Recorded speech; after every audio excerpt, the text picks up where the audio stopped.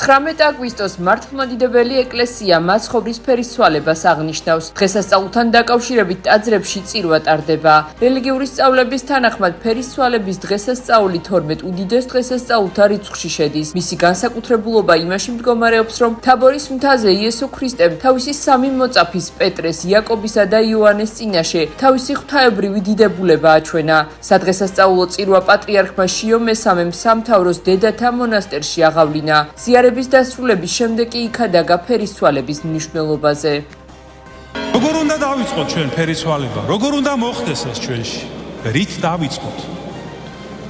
უნდა დავიწყოთ ჩვენი მოყვასით.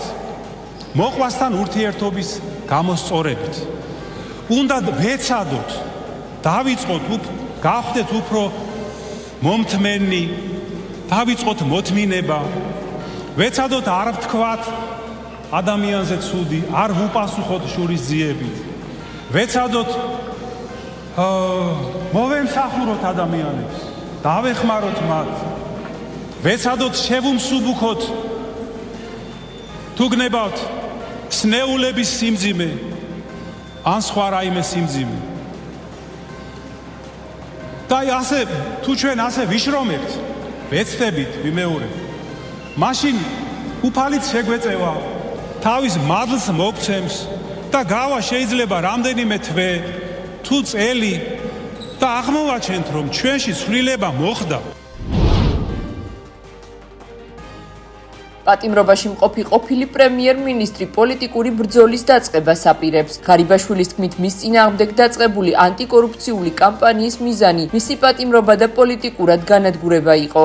როგორც ყოფილი პრემიერი წერს, ის ხელისუფლებასთან დაპირისპირების თავიდან აცილებას ცდილობდა და სწორედ ამიტომ სამართლებრივ ბრძოლაზე უარი თქვა. გუშინ წლის სოციალურ ქსელში განცხადებასთან თანდართული წერილი კი ღარიბაშვილის მტკიცებით მამუკა მდინარაძისგან მიიღო. თავად მდინარაძე ამ ინფორმაციას აბსურდს უწოდებს. სახელისუფლებო გუნდში კი აცხადებენ, რომ მათთვის გაუგებარია პოლიტიკაში დაბრუნებაზე საუბარი, მაშინ როცა მათი თქმით ექს-პრემიერს კორუფციული დანაშაული აღიარებული აქვს. მე მის მიზნებზე არ ვისაუბრებ. შევიკავებ ამისგან თავს. პატიმრობაში მყოფი კაცია და მე ვფიქრობ, რომ ხა ამ ჩემი სიტუაციიდან თლად სწორი არ იქნება რაღაც შეტევაზე ჩემიდან გადასვლა, თუმცა ერთი შემიძლია გითხრათ. აბსოლუტური გულწრფელობით. როდესაც პირადად მე და ხელისუფლების სხვა წარმომადგენლები ესე კომპრომისოდ დავუპირისპირდით კორუფციას, ამისთვისაც მზად ვართ, რომ მსგავსი ბრალდებები შეიძლება უარესიც იყო, არის და იქნება.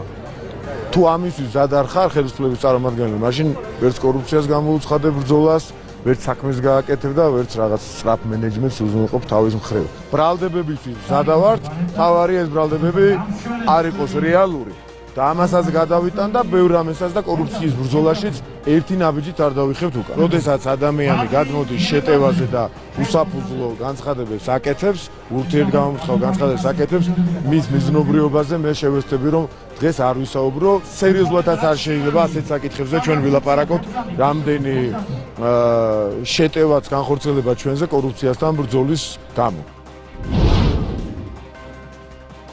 2020 წლის გაზაფხულში გარდაცვლილი პროგრამისტის თამარ ბაჩალიაშვილის ოჯახი შვილის საქმეზე ახალი გამოძიების ჩატარებას ითხოვს. ისინი დღეს პროკურატურასთან შეიკრიბნენ. თამარ ბაჩალიაშვილის მშობლებს მხარდაჭერა გამოუცხადა მოკლული მასწავლებლის გიგა ავალიანის დედამ. დამუქრებოდნენ ოჯახით, რო წახვალა ესე ვიზამთ, ისე ვიზებთ და ვერ აღწევდა თავს და ადგა და შეტოკე ინფორმაცია. ფაილებში შევიდა ერთ-ერთ ფაილში, რომელიც ის რო გასაჯერებული იყო.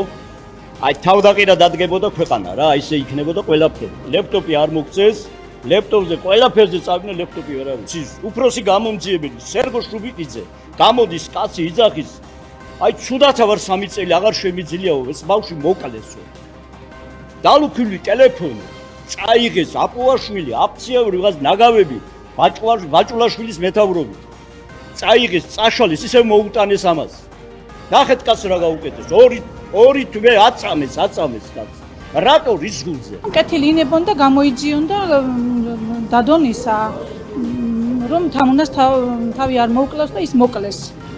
უშუალოდ მაღალჩინოსნები. ლილუაშვილს პირდაპირ კავშირი აქვს, იმიტომ რომ იმაზე მაგას რო ვადებდით ხელს და ჯერ კიდევ მაშინ არ იყო მაგისი ბრალეულობა გამოკვეთილი, მე არ მომიკლია თამარ ბაჩალიაშვილიო, მაგით იმის მინიშნებაც გააკეთა, რომ ეს ჩემი დაკვეთით არ მომხდარა და სხვისი დაკვეთით მოხდაო. გარიბაშვილს კიდე ისქვის რომ მისი ნათესავის ვილაში მოხდა მკვლელობა. რა თქმა უნდა, უხოქმანოდ მოვაშურე მათ.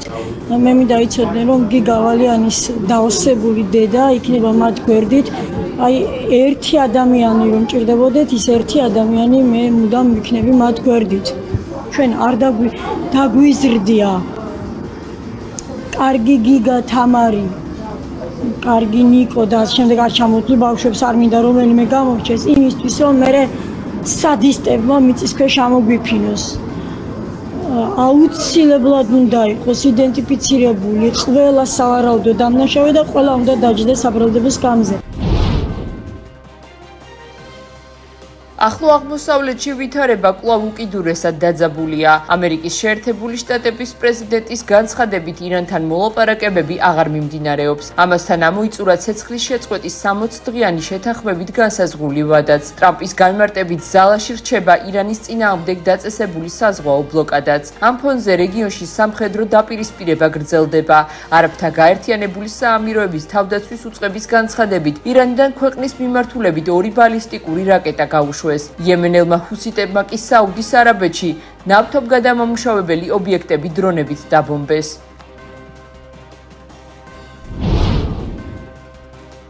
თუ ტრამპი ომის ესკალაციას გამოიწვევს, ირანი ევროპაში ამერიკის შეერთებული შტატების სამხედრო ობიექტებზე თავდასხმას განიხილავს. ინფორმაციას Financial Times-ი 2 წყაროზე დაყრდნობით ავრცელებს. გამოცემის ცნობით პოტენციურ სამიზნეებად განიხილება ბულგარეთსა და კვიპროსში ამერიკის შეერთებული შტატების აქტივები. წყაროების თანახმად თეირანის სტრატეგია ასევე მოიცავს ჰორმუზის სრუტეში წყალქვეშა კაბელების დაზიანებას.